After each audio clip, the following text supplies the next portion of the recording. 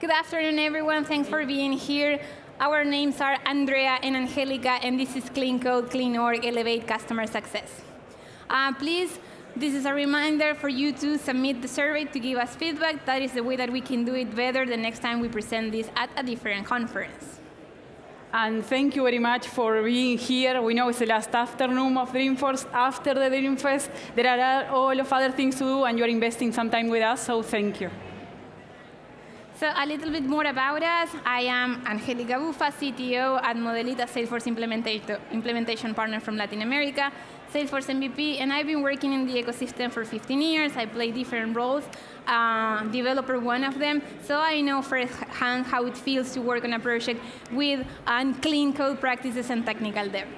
And I'm Andrea Morales. I work as a solution architect in Modelit. I have over 10 years of experience. I met Angelica in our first Salesforce show, and we come a long way. I've been working with different types of teams, single sandboxes, up to Scratch orgs with 2GP, and I'm very happy to be able to share some insights with you all. All right, so for the agenda, we're going to start by why we're talking about clean code in 2024, and then we're going to walk you through clean code fundamentals, what is technical debt, and then what you can start doing to adopt clean code practices in your projects. What's not in the scope for this session is a deep dive on code or a walkthrough. We are putting this on our resource sheets. For example, the session that was just before us, that was great. And the other thing is that we are mentioning clean code, but we are Salesforce developers, so we develop declaratively. We use flows, validation rules, formulas. So whatever we say about code should also adhere to how you implement your flows. So why this session? And we want to start by showing you these memes. How many of you identify with that one? So when we were about to submit, session ideas for Dreamforce, we were working with some customers and prospects that were having issues with their Salesforce implementations.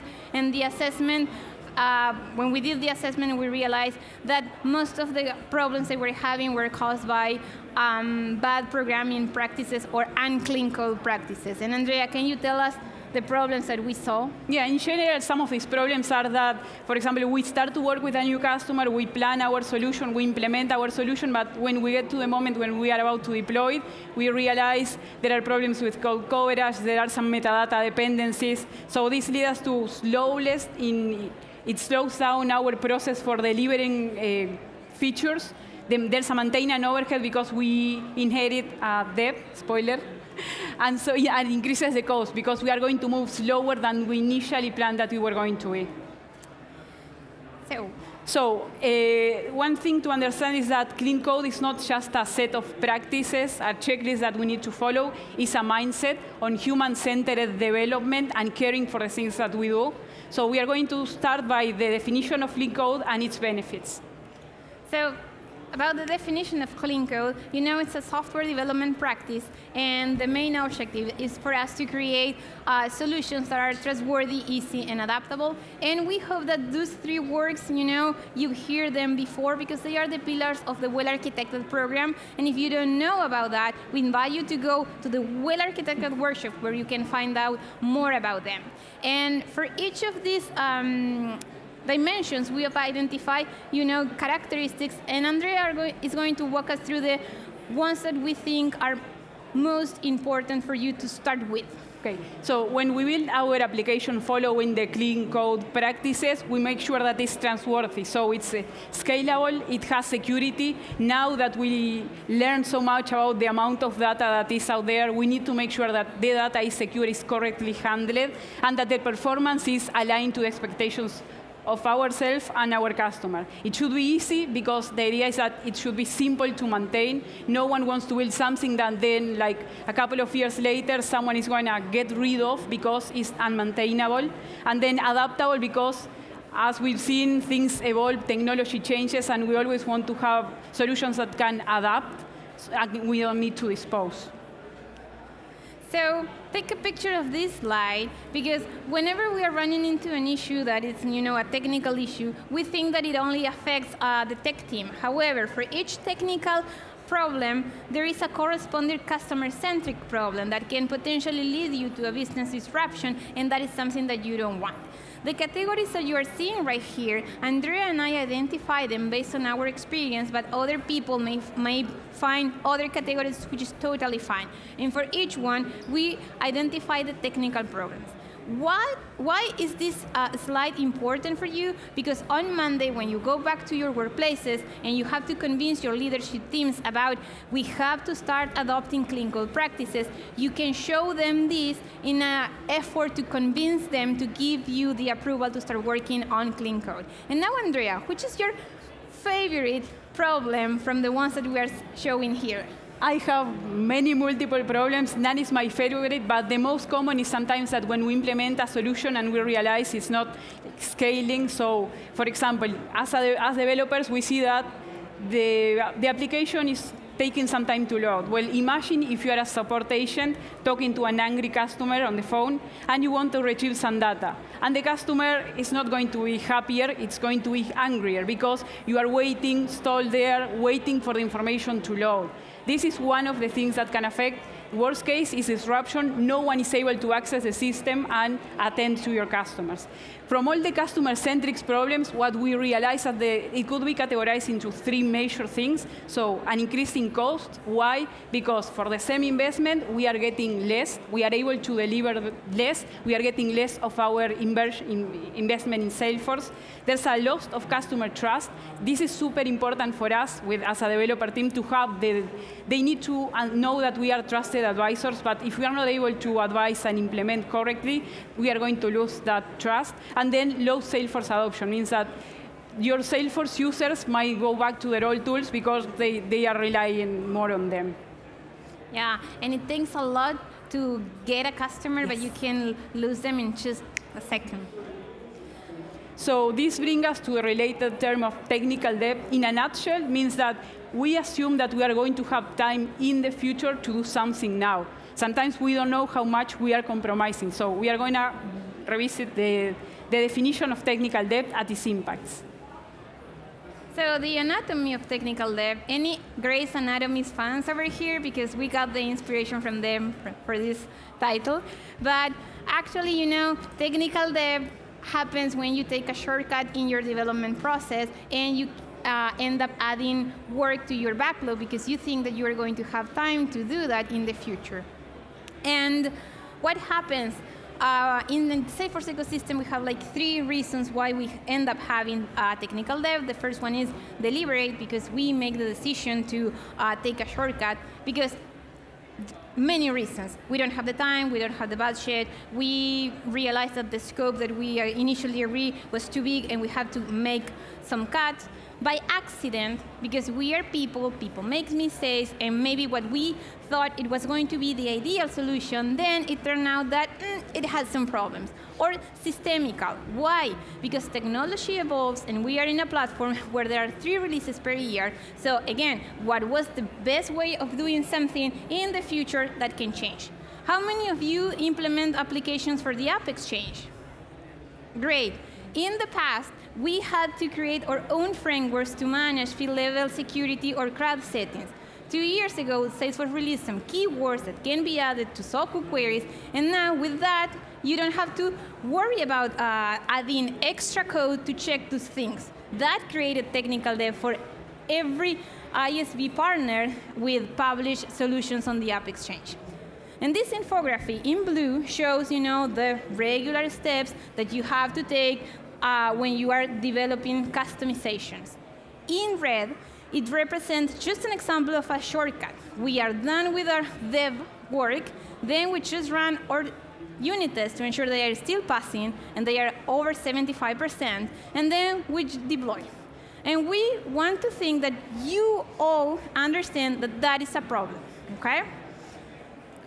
So now that we covered what is technical debt, let's talk a little bit about how we can address technical debt by adhering to clean code. So what we are proposing is to invest our time wisely. So in this chart, we have productivity over time, and we can see that as we are starting to accumulate technical debt, our productivity will be decreasing. So initially, we will be able to build the house, deliver features on good rhythm, but once we start taking shortcuts, we are slowing down our productivity. And in the end, we end up with a small productivity, and in general, it's troubleshooting. We're most mitigating issues than delivering new things. So what we are proposing is that by adhering to the clean code practices, what we can do is go the opposite. So it's going slow at the beginning, but in order to go fast, to boost the productivity over time. So it will take time to get there, but what we are proposing is this inversion in time. So first of all, let's think of building a culture and a mindset that is aligned and understand the need of clean code practices in your organization.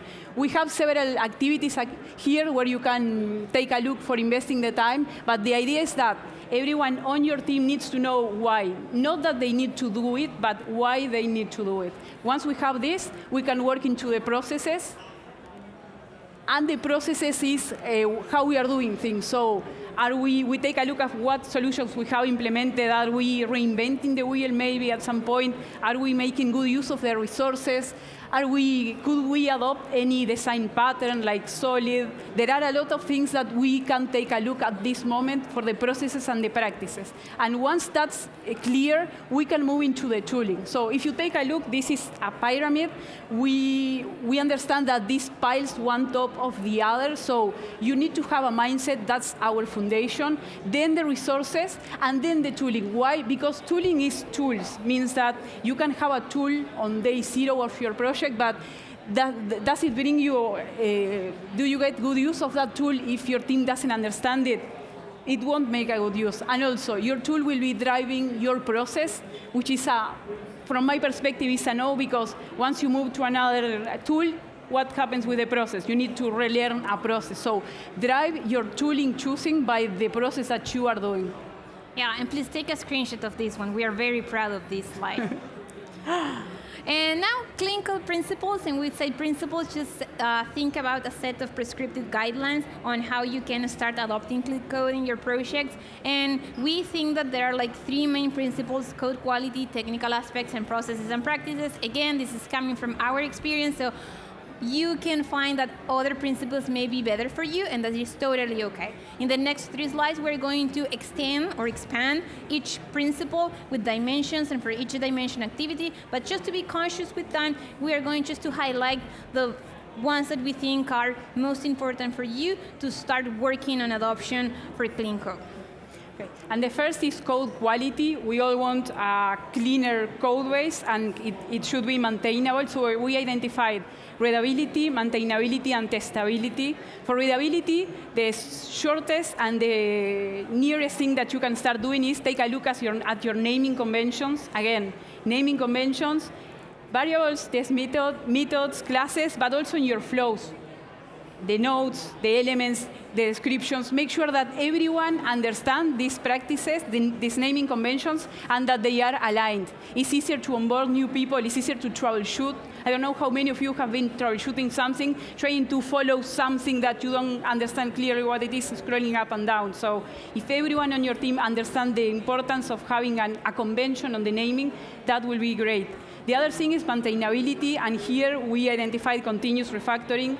As Angelica mentioned, when we talked about the types of technical debt, we have the systemical one. So every time there's a release, there are new features that we can adapt, integrate into our code base to get rid of legacy code. So why should we be maintaining a chunk of code when we have a single sentence that is doing the same? So it's continuous refactoring that will help us. And then testability. I cannot stress more how important and meaningful it is to do unit test the right way. So isolate your test and test thoroughly. Do the asserts in the right way. So assert for values, not just for different than null.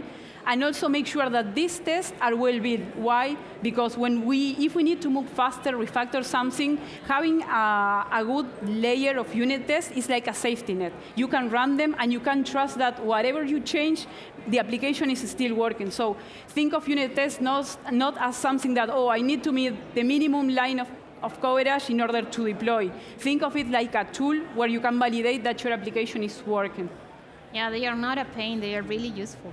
And then we have the technical aspect because, again, where we want to end up building our secure and, trustworthy, easy, and adaptable solutions. And here we have performance, and in the Salesforce ecosystem where you're building your customizations, you do not know how many records you're going to process at a time. It can be one or it can be millions, so adopt the bulkification pattern. And also, different products have different governable limits. Salesforce is a multi-tenant platform, so we need to enforce those limits so for all the customers to be able to use the resources that they are buying or paying for.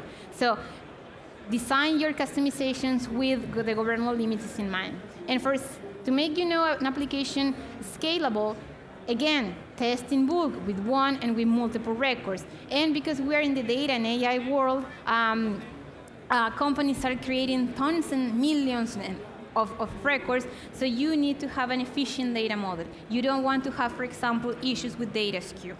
And finally, to be able to extend your solutions, whenever you are building customizations and they rely on settings, ensure that you are exposing a mechanism for your users to be able to change those settings without having to go through an entire deployment flow.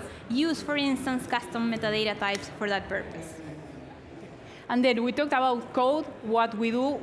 We talked about the technical aspects, how we do it. But one of the most important, is the processes and practices because it refers to people. So it's important to have that mindset of foundation. Here, the dimensions that we identified are the collaboration, documentation, and then the release management. For collaboration, again, peer code reviews. If you are doing code reviews at the moment, it is worthful to do it like in pairs because it drives conversation. So sometimes, even if you don't have a checklist or a standardization, having two people take a look at the code drives that conversation. So they start talking about unifying criteria and then documenting them. Don't know how many of you are onboarding people on your teams, but having someone new learning on the code that other people wrote is difficult. If you at least have some guidance, it's easier to ramp them up. Then, documentation, maintaining these shared coding standards so everyone knows them, keep them updated, and keep them at hand. It's okay to have them defined, but it's not useful if you have them on Confluence or your documentation tool, and they know that it exists, but it's actually not a live thing. It's not being updated. And then release management. We need to have controlled deployments. We need to know what happens if we deploy? Can we roll back? How do we roll back? Even if we cannot roll back, we need to make sure what we're going to do. So these things are key. And now, we understand that what we are sharing, it might seem a lot. So whenever you are considering how you can start, think about some factors that can guide the decision on where you start. For instance, the organization type. Are you an ISV partner? Are you maintaining your own Salesforce implementation? For how long your team members have been working together, the different seniority levels you have in-house, or the type of project, or the health of the project, how much tech dev I am aware of having versus, I don't think I have anything, or if it's a new project versus if it's a long project that you are pretty much maintaining. So there is no one solution fits all. You need to know where you are and where you want to move in order to start the journey. But we're proposing these 3 timeframes that would fit everyone where they are. So the immediate action on Monday or the first work day after Dreamforce, take a look at how you are doing the code reviews. Just take a look. Do you have the checklist? Is it doing in pairs? Is it blocked? Everyone can merge code. And then do a technical depth audit. As Angelica said, it's a depth and it has interest. So you need to know how much in depth you are. And even if you are not in depth, just mark it in the calendar and say, I audit and we are okay today. So in the midterm, tooling and training. Tooling because there are a lot of tools available for us developers, but we need to make sure that we are all taking the best and using them the best the way that we can. And training because in case someone is new on the team, if you have these resources that tell them how we are using the plugins, how we are rating things, it's easier and it's not like a word of mouth. We're just talking. And then on the long term, strategic planning, because you need to be strategic. Tackling technical debt is not, by adhering to the clean code practices, it's not like the end of the journey, it's an ongoing journey. So you need to be strategic on how you are investing your time. DevOps implementation, because once you have your process, everyone understands it, then move to DevOps, because that will release time for doing other things, not before.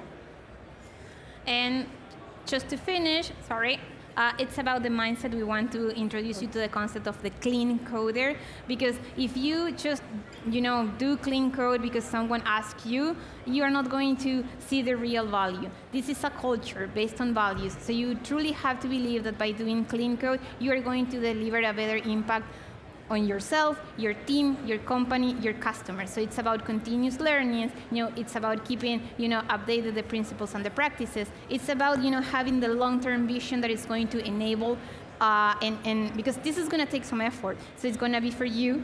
And it's about talking to your partner and ensuring that you are both on the same track. And with that, it's a journey that it's going to take some steps, but on Monday, just go back to your workplaces and start by doing the things that you can control. Run a PND on your code, and if you notice that, I don't know, there is a name of a variable that doesn't really make sense, just go and fix it. You do not have to set a long process to be able to do that. Start moving. And resources, scan that. It contains many links to previous sessions, books, content developed by fellow Trailblazers, official resources. So, and we have to update it because there were many good sessions during this Dreamforce that should be there. And we want to say thank you. Thank you for being here on the last day. Thank you.